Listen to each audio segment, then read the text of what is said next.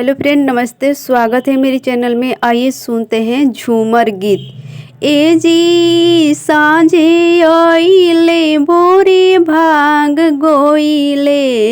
ए जी सांझे आइले भोरे भांग गोइले।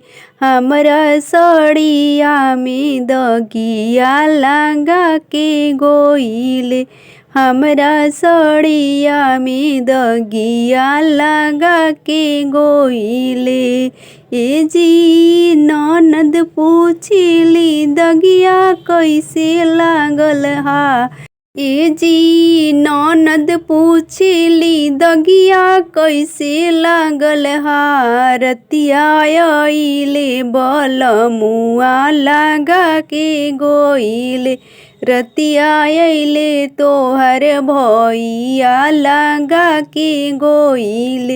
ए जी सांझे आइले भोरे भांग गोइले।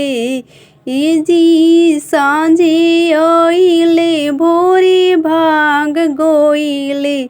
हमरा सड़िया में दगिया लगा के गोइले। हमरा सड़िया में दगिया लगा के गोइले। गोतिन पूछिली दगिया कैसे लागल हा। ए जी गोतिन पूछिली दगिया कैसे लागल हा। रतिया आइले राउर देवर जी लगा के गोइले। रतिया आइले राउर देवर जी लगा के गोइले। ए जी सांझे आइले भोरे भांग गोइले।